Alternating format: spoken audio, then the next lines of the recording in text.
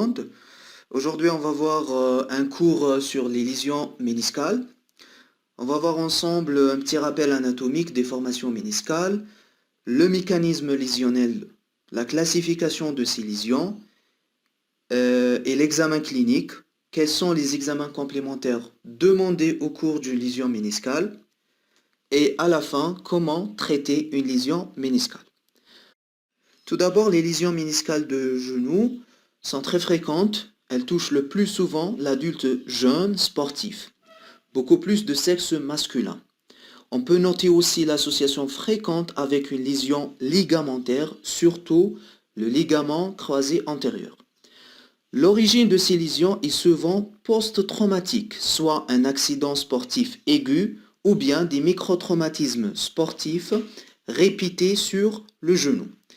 Et on observe souvent ces lésions chez les patients atteints d'une gonarthrose. C'est-à-dire les sujets qui ont une destruction du cartilage, ils ont toujours une destruction des ménisques.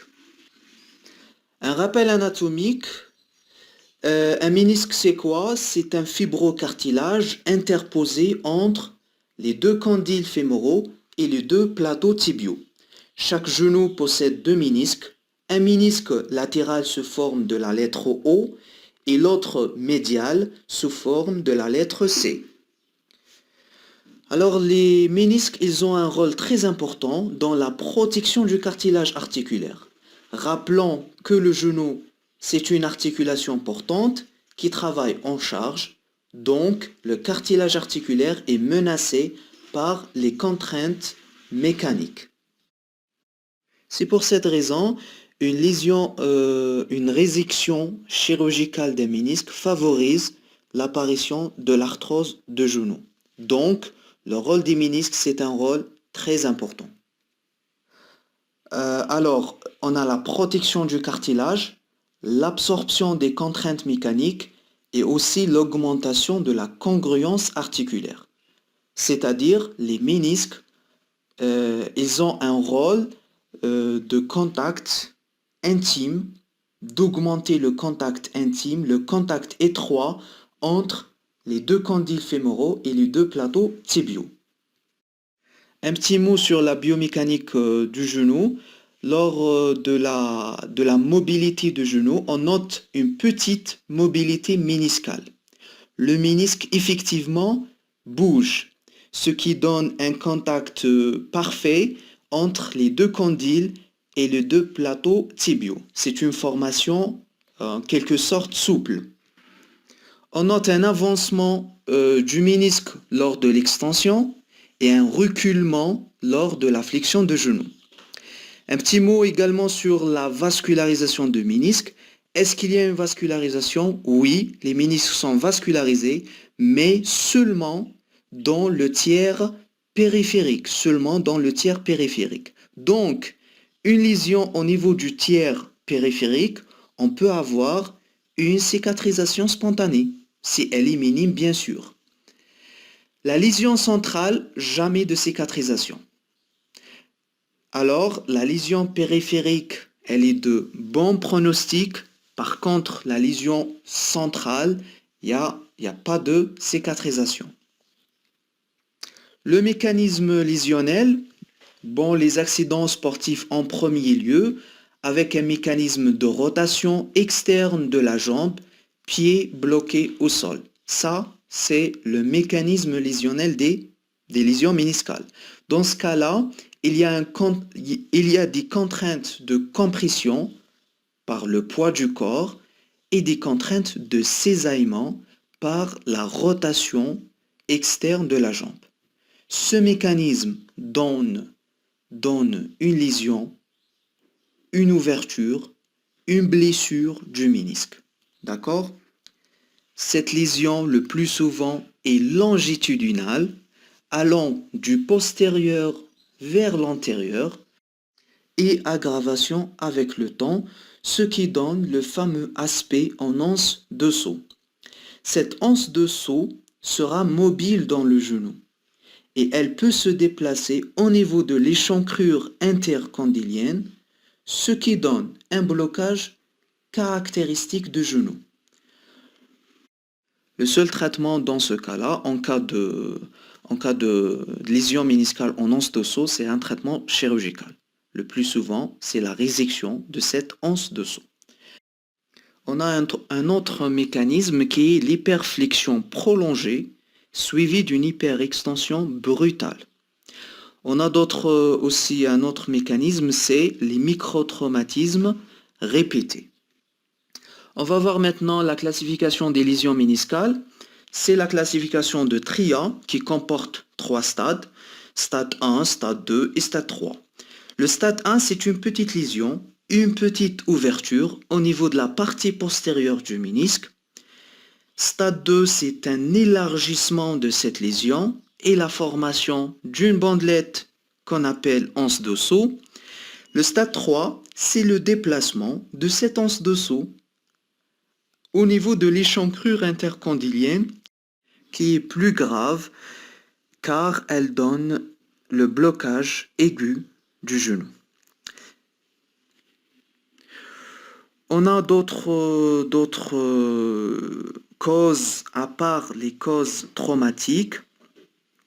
On peut citer les lésions méniscales dégénératives, les étiologies congénitales, telles que la malformation congénitale des ménisques. On peut avoir un ménisque qui est discoïde, l'hypermobilité méniscale ou bien un ménisque dédoublé. On peut citer une autre pathologie particulière qui touche le ménisque, c'est le kyste méniscal. Le malade peut consulter pour une formation kystique profonde au niveau de l'interligne articulaire. Douloureuse à la palpation, lorsqu'on fait l'IRM, elle revient en faveur de ce fameux kyste. Alors c'est quoi ce kyste? C'est une dégénérescence fibreuse due au microtraumatisme répété. On passe maintenant à l'examen clinique. Comment examiner un sujet, un malade avec une lésion méniscale? Toujours on commence par l'interrogatoire. On recherche la notion de traumatisme, le sport pratiqué, le mécanisme lésionnel, aussi la notion de blocage du genou qui est très évocatrice. Les signes fonctionnels, on a la douleur caractéristique au niveau de l'interligne articulaire, le blocage aigu du genou dans 20% des lésions méniscales. Je répète, s'il y a un blocage de genou, c'est-à-dire il y a une anse d'osseau au niveau de l'échancrure intercondylienne. Un épanchement articulaire de petite abondance, ça évoque une lésion méniscale. Cet épanchement est chronique, parfois un claquement audible en cas de ménisque discoïde par exemple. L'examen physique de genou est très important. L'examen doit être bilatéral et comparatif. C'est-à-dire on examine les deux genoux en même temps et de façon comparative. On commence par l'inspection, la position debout à la recherche de troubles statiques, exemple genou varum, genou valgum, puis on passe à la position couchée. On peut noter l'amyotrophie du quadriceps. Dès qu'on a une amyotrophie de quadriceps, ça signifie qu'il y a une souffrance chronique de genou. Une souffrance chronique de genou. On recherche aussi l'épanchement articulaire. D'accord. Alors à l'inspection, on recherche les troubles statiques de genou, position debout, l'amyotrophie du quadriceps et puis l'épanchement articulaire. Maintenant la palpation. Comment on palpe un genou qui souffre d'une lésion méniscale? La palpation, l'élément très important de la palpation, c'est l'interligne articulaire. Je répète, la lésion méniscale, c'est l'interligne articulaire. Une douleur au niveau de l'interligne articulaire, ça évoque fortement une lésion méniscale. On a plusieurs tests, plusieurs manœuvres. La manœuvre de McMurray, c'est une manœuvre qui explore le fonctionnement de ménisque. Alors la manœuvre de McMurray, c'est quoi? C'est un claquement, c'est un ressaut audible au niveau de l'interligne articulaire lors de la flexion-extension de genou associée à un varus ou un valgus de genou. C'est-à-dire on met le malade en décubitus dorsal, On fait le genou en flexion et extension, des mouvements de flexion-extension associés à un varus et valgus de genou. D'accord? Varus et valgus de genou, flexion-extension, et on ressent un claquement, un ressaut audible au niveau de l'interligne articulaire. Et un autre signe qui est très important, c'est le signe de Oudar. On met le genou en flexion, puis on fait une pression par le pouce au niveau de l'interligne articulaire. Et on réalise une extension progressive. Cette extension progressive déclenche une douleur vive au niveau de l'interligne. On a un autre test qu'on appelle test d'Apley. Le patient en décubitus ventral, le genou en flexion, et on réalise une pression axiale sur le genou par le pied, une pression axiale, puis on fait des mouvements de rotation externe et de rotation interne. Si on a une lésion méniscale, ça déclenche une douleur. À la fin de l'examen clinique, on recherche systématiquement une lésion ligamentaire ou bien une pathologie rotulienne. Rappelons que l'examen clinique de genou, quelle que soit la pathologie, il comporte 3 stades.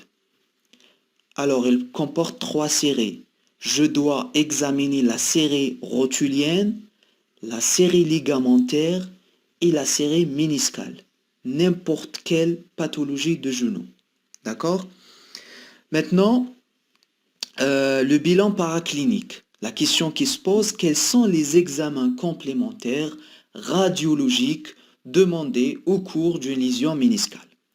Vous allez me dire radiographie standard de genou.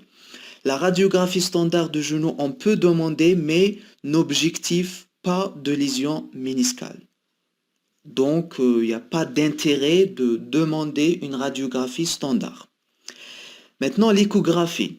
L'échographie de genou, effectivement, peut explorer l'épanchement articulaire, parce que c'est des parties molles. On peut voir aussi quelques stigmates de la lésion méniscale, mais ce n'est pas un bon examen. Alors, quel est l'examen de choix au cours d'une lésion méniscale? L'examen de choix, c'est l'IRM. Elle nous donne exactement la localisation, elle nous donne exactement le stade, la forme de la lésion méniscale. Aussi, les lésions associées, telles qu'une rupture de ligament croisé antérieur. On a d'autres examens qu'on peut demander, tels que l'arthroscanner et l'arthrographie. Arrivons maintenant au traitement. Comment traiter une lésion méniscale? On a 2 volets, un traitement fonctionnel et un traitement chirurgical. Le traitement fonctionnel, c'est très facile, c'est une immobilisation par une attelle cruropidieuse, quelques jours à visée antalgique, un arrêt de travail de quelques jours, un traitement médical, antalgique, anti-inflammatoire, non stéroïdien, et surtout l'arrêt de l'activité sportive pour ne pas aggraver cette lésion méniscale. Le traitement chirurgical, sous arthroscopie, on peut réaliser plusieurs gestes à l'arthroscopie. On peut réaliser la résection méniscale. Cette résection peut être partielle ou bien subtotale. Je rappelle que la lésion totale et la lésion subtotale favorisent l'apparition de la gonarthrose quelques années plus tard. On a autre geste, c'est la régularisation de la lésion méniscale, c'est-à-dire on fait que l'ablation des petites lésions qui sont centrales. Aussi, on a la suture méniscale. Donc, si on a une anse d'osso, l'indication c'est la résection de cette dernière. Si on a une lésion périphérique, la lésion périphérique, je rappelle que c'est une lésion vascularisée. Donc, il y a une chance de cicatrisation. Donc, je peux réaliser une suture à ce niveau-là. Aussi à l'arthroscopie, on peut réaliser un traitement des lésions associées. la lésion la plus fréquente, c'est la lésion du ligament croisé antérieur. Alors, on traite en même temps le ligament et la lésion méniscale. Après le traitement chirurgical, on réalise une immobilisation dans une attelle amovible, type attelle de Zimmer, pendant 10 jours. Est-ce que l'appui est autorisé? Oui, effectivement, l'appui est autorisé en post-opératoire, le premier jour. La rééducation fonctionnelle est aussi très importante en post-opératoire. Quelques semaines après, le malade peut reprendre son activité sportive. Le traitement chirurgical est indiqué s'il y a une gêne fonctionnelle importante, si on a des épisodes de blocage et si on a une rupture ligamentaire associée. À la fin, quels sont les éléments importants qu'on doit retenir? Alors, les éléments importants, alors que la lésion méniscale est très fréquente chez les sujets jeunes, sportifs, la notion de blocage évoque fortement une lésion méniscale type anse de saut et qu'on doit traiter en urgence le plus tôt possible. La douleur au niveau de l'interligne articulaire évoque fortement une lésion méniscale. Il faut toujours penser à des lésions associées telles que la rupture du ligament croisé antérieur. L'IRM, c'est l'examen de choix. Le traitement chirurgical, c'est le plus fréquemment réalisé chez les patients, soit par une suture, soit par une résection méniscale, partielle ou subtotale. C'est la fin de ce cours. Je vous remercie. Merci pour votre attention.